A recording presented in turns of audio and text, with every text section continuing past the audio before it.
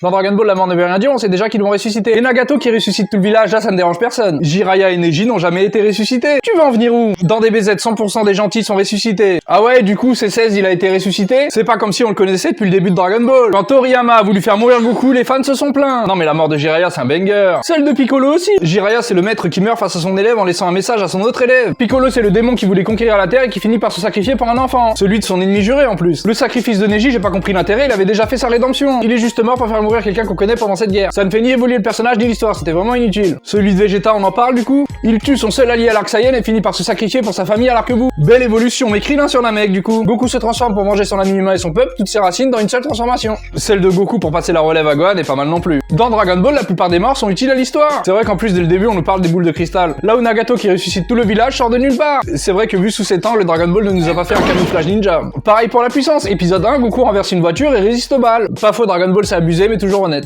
Là où Naruto m'a déçu à changer son ADN, nous faire des combats de Saiyan.